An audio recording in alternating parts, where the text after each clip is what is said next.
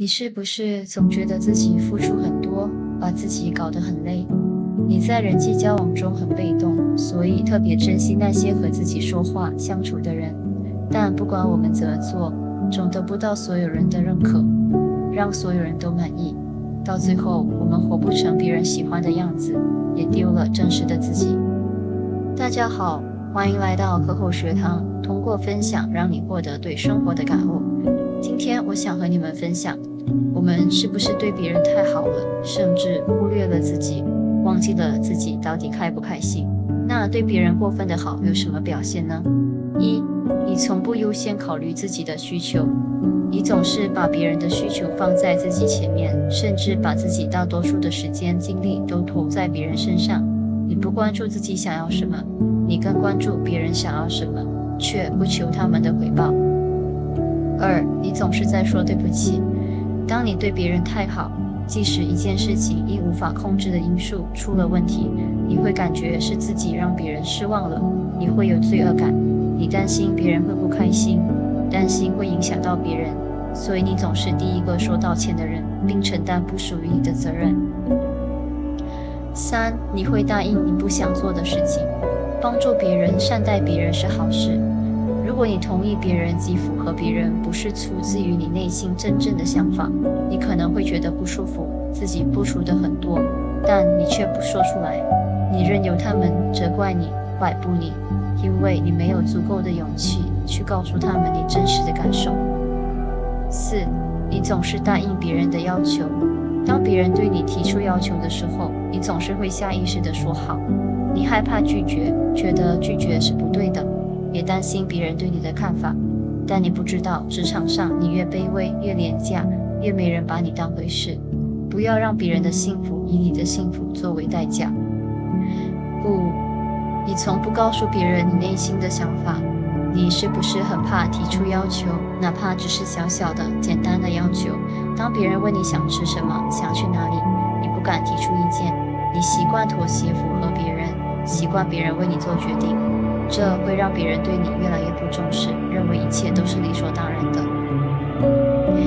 六，你希望别人喜欢你，你害怕被拒绝，渴望别人接受你、肯定你。你是否会根据你和其他人的关系来评估自己？你总是压抑自己内心的真实感受，以他人的评价来定义自己。这是一种认知上的缺陷，就是看不见自身的优点，又太在意别人的看法。你不应该让这种需求控制你的生活，大家都应该因为你是你而喜欢你，而不是因为你能够做什么才喜欢你。七，你害怕争执。当你和身边的人有争执的时候，你是否习惯性的选择逃避，不知所措？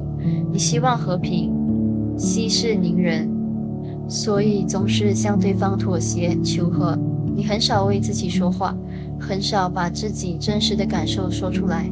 其实你更应该将你的说法说出来，心平气和的和对方一起去面对，这样你才会更了解对方是否愿意和你一起解决，还是总是要你妥协。八，别人总是找你帮忙。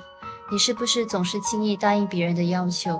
大家都逐渐习惯你的不拒绝，因此时常向你提出要求，即使你不想做，但会因为别人的理所当然，你变得很难去拒绝。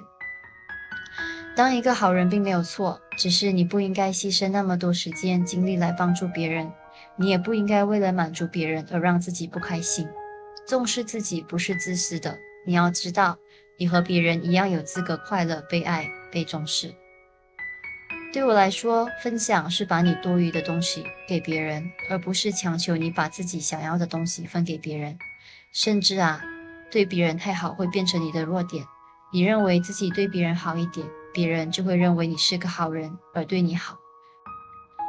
在这个世界上，最不能揣测的就是人心因为这颗心比无尽的深渊还恐怖，会吞噬身边的一切善良。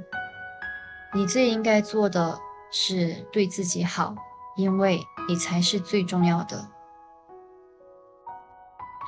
蔡康永在书里说，所有与别人的相处都是让我们这个仅有的独一无二的自己能够活得更自在，而不是更委屈。最后，我想把这句话送给大家：把你自己还给自己，把别人还给别人吧。我们的话题就到这里结束啦。